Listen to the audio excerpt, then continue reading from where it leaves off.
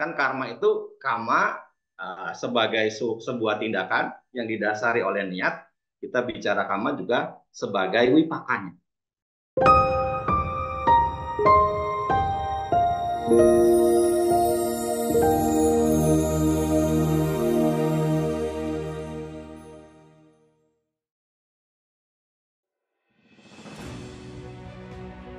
Setiap titik kehidupan yang kita jalani selalu ada kebahagiaan serta kesedihan. Selalu ada keberhasilan dan kegagalan. Selalu ada terang dan gelapnya masa depan. Apakah setiap momen baik dan buruk yang kita jumpai berhubungan dengan karma dan juga cara berdoa kita? Seperti apakah kekuatan doa dalam agama Buddha? Bagaimana kekuatan karma mempengaruhi kehidupan seseorang? Untuk mengetahui jawabannya, mari kita ikuti talk show malam ini.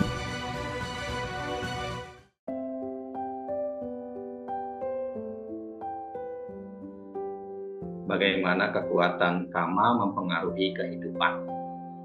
Tadi saya mengawali sebuah kutipan yang sangat populer tentunya yang pernah diucapkan oleh Sang Buddha, yang bisa kita temukan di dalam suta-suta, yaitu cetanahang bikawe cetayitwa karma karoti.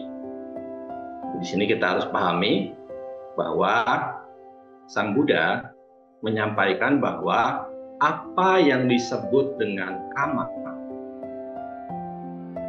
adalah suatu tindakan yang didasari oleh adanya niat, adanya cetana.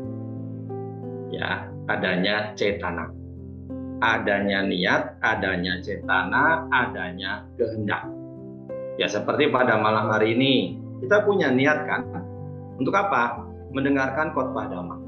Kita punya niat untuk apa? Berdiskusi Dhamma dalam ruang virtual.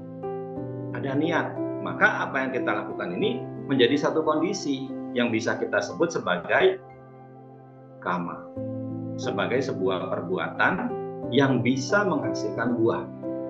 Kita juga mengetahui tentunya Bapak Ibu sekalian, ada 10 macam perbuatan baik. Dari 10 itu salah satu perbuatan baik adalah Dhamma sawana, mendengarkan Dhamma. Ya, makanya sebenarnya kembali lagi di sini, kalau saya ceramah-ceramah yang sifatnya di wihara, kenapa saya sering mendorong agar umat Buddha itu mau ke wihara? Karena ini menjadi sesuatu yang penting. Oke, sekarang memang ada teknologi yang canggih, kita bisa bertemu secara virtual. Tapi di sisi lain, ke wihara itu pun menjadi satu hal yang penting. Ya, ke wihara secara puja bakti yang sifatnya langsung, secara on-site di lokasi, itu menjadi sesuatu yang penting. Kenapa? Karena biar bagaimanapun wihara sudah kita bangun dengan susah payah. Maka kita harus memanfaatkan kegiatan-kegiatan di wihara itu secara maksimal. Jadi jangan sampai kita punya konsepsi yang keliru, yang salah. Ya, jadi umat Buddha nggak perlu ke wihara, yang penting berbuat baik. Itu konsepsi yang salah Bapak Ibu sekalian. Jadi umat Buddha itu perlu ke wihara. Kenapa? Wihara kita sudah bangun dengan susah payah, sudah jadi, nggak dipakai buat apa. Ya, jadi coba ubah pola pikirnya. Ya, jadi ini satu kesempatan. Ya, untuk apa? Menambah karma baik. Tidak cuma secara virtual, tapi juga secara langsung bisa bertemu. Kan kalau kita bisa bertemu kan banyak aktivitas lain yang bisa kita lakukan kan. Kalau virtual kan terbatas ya. Ada keterbatasan kita untuk dialog, ada keterbatasan kita untuk ya bertatap muka dan bercakap-cakap dan sebagainya. Jadi untuk menambah karma baik, kita perlu ke wihara. Seperti malam hari ini, oke, kita menggunakan teknologi, menggunakan Zoom, menggunakan YouTube, menggunakan media sosial untuk membahas Dhamma. Tapi alangkah baiknya jika Bapak Ibu dekat dengan wihara atau rumahnya tidak jauh dari wihara atau bisa meluangkan waktu, alangkah baiknya Bapak Ibu datang ke wihara, berangkat langsung memberikan penghormatan kepada Buddha Dhamma Sangha, berangkat langsung mendengarkan khotbah Dhamma secara langsung. Nah, Bapak Ibu sekalian, sekali lagi, Dhamma sawana, membahas Dhamma atau mendengarkan Dhamma atau Dhamma Sakaca, diskusi Dhamma, itu adalah salah satu dari 10 macam perbuatan baik. Jadi ini kita pahami dulu. Nah, Bapak Ibu sekalian, selama ini banyak konsepsi kita sebagai umat Buddha juga salah. Apa? Selalu apa-apa itu dikaitkan dengan karma, dengan kama. Pokoknya setiap kali ada kejadian, setiap kali ada kejadian apapun karma. Ya. Nah, ini harus hati-hati. Kalau kita menganggap apa-apa itu sebagai karma, apa-apa itu sebagai kama, nah, ini menjadi sesuatu yang mengarahkan kita kepada pandangan fatalistik, kepada pandangan deterministik, menganggap seolah-olah karma itu sebagai satu-satunya sebab yang menjadikan sesuatu itu terjadi. Ini harus kita pahami. Ya, ingat di dalam konsepsi agama Buddha, Bapak Ibu sekalian, ya, benang merah ajaran Sang Buddha itu adalah Paticca Samuppada. Semuanya saling terhubung, nggak berdiri sendiri. Semuanya saling terkoneksi, nggak berdiri sendiri. Termasuk juga dengan karma. Makanya tadi kenapa saya mengatakan kalau kita menganggap apa-apa karma, apa-apa kama, ya kita terjebak dalam pandangan fatalisme atau deterministik. Menyamakan karma itu seperti takdir yang tidak bisa diubah. Menyamakan karma itu seperti takdir yang tidak bisa diubah. Ya, jadi kita harus pahami di sini, ya, karma itu tidak statis. Karma itu sifatnya dinamis. Ya, karma itu sifatnya dinamis. Ini yang pertama. Nah, yang berikutnya lagi, nah kadang-kadang kita juga suka keliru. Menganggap karma itu selalu yang jelek-jelek, yang negatif-negatif, yang istilahnya sial-sial, itu kita anggap selalu karma. Ya kan? Banyak umat Buddha itu seperti itu. Naik angkutan umum, dompetnya dicuri, bilangnya apa? Karma buruk berbuah. Ya kan? Banyak yang seperti itu. Pokoknya yang jelek-jelek itu selalu karma, selalu karma, selalu karma pokoknya. Padahal kan karma itu juga sesuatu yang baik. Buahnya ya, wipakanya ya di sini ya. Ya, kan karma itu kama sebagai sebuah tindakan yang didasari oleh niat.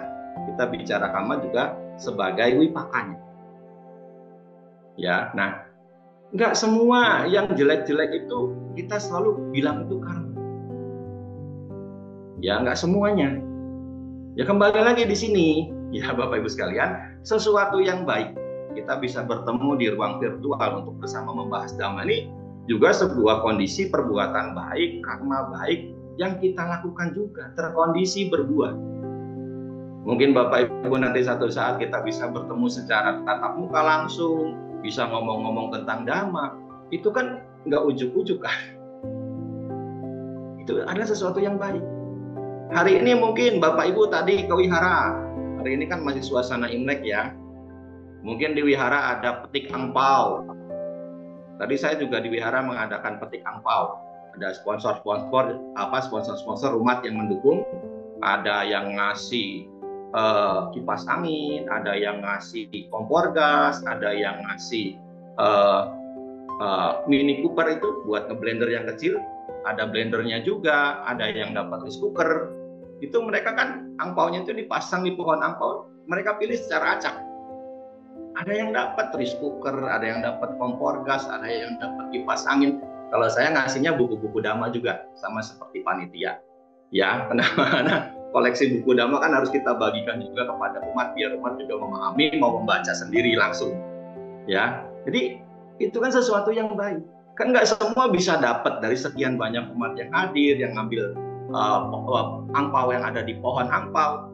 Nggak semua yang bisa dapat, tapi semuanya dapat sih. Meskipun memang ada yang dapatnya cuma kertas doa. Semoga Anda sehat, umur panjang, rezekinya bertambah, selalu maju dalam Dhamma. Iya dapat bilang. Jadi tetap dapat meskipun nggak dapat yang barang-barang yang bisa dipakai sebagai perabot di rumah, tapi tetap ada juga dapat hilang. Ya, nah Bapak Ibu sekalian, jadi ini juga tidak lepas dari buah kebajikan yang matang. Mereka-mereka yang dapat benda-benda yang bisa dipakai buat di rumah. Jadi jangan sesuatu yang jelek selalu dikaitkan dengan karma. Sesuatu yang baik pun demikian. Ya, ini habis Imlek, besok Bapak Ibu mulai masuk kerja, kemudian dinaikin gajinya sama bos, itu karma baiknya berbuah juga. Ya, kemudian besok usahanya lebih laris, lebih maju dari sekarang, itu karma baiknya juga berbuah. Ya, jadi ini poin berikutnya. Jadi jangan cuma menganggap sesuatu yang jelek, sesuatu yang negatif, sesuatu yang sial itu sebagai sisi yang baik. Itu pun harus kita anggap sebagai buah kebajikan. Nah, Bapak Ibu sekalian, yang berikutnya lagi, ya saya ingin menyampaikan, kalau kita membaca buku-buku Dhamma tentang karma, di situ disebutkan ada jangka waktu matangnya karma. Bisa ya sekarang, bisa ke depan, bisa beberapa kehidupan ke depan. Ya. Jadi kalau kita baca juga satuan waktunya, yang lalu membentuk yang sekarang membentuk yang akan datang. Tapi kembali lagi, semuanya itu bergantung pada kondisi-kondisi yang ada. Kita jangan cuma melihat satu faktor saja. Karena kalau kita merujuk kepada Pacaya Sutta, Bapak Ibu sekalian, Kama Pacayo itu hanya satu dari 24 faktor yang ada dalam Pacaya Sutta. Jadi makanya tadi kenapa saya mengatakan jangan menganggap apa-apa tuh hanya semata-mata karena kamu, apa-apa karena kama. Ingat ada Pacaya Sutta. Di sana ada sebab-sebab lain, ada kondisi-kondisi lain, ada elemen-elemen lain yang menjadikan kenapa kama itu matang. Ya, kenapa kama itu matang? Ya, jadi jangan apa-apa tuh sekali lagi karma. Ya, kembali lagi kita harus lihat kondisi-kondisinya saling berhubungan, saling bergantungan. Ya, jadi Paticcasamuppada memiliki peran sebagai benang merah. Kondisi-kondisi itu bisa membentuk satu akibat, satu wipaka. Ya, satu wipaka. Ya, jadi jangan selalu mengaitkan apa yang Bapak Ibu alami itu semata-mata karena karma semata. Nah, Bapak Ibu sekalian, jadi ada kondisi lampau, kondisi sekarang, kondisi yang akan datang. Ya, jadi matangnya karma juga bisa sekarang, bisa kita terima langsung, bisa kita terima setelah kehidupan ini, bisa kita terima beberapa kehidupan berikutnya.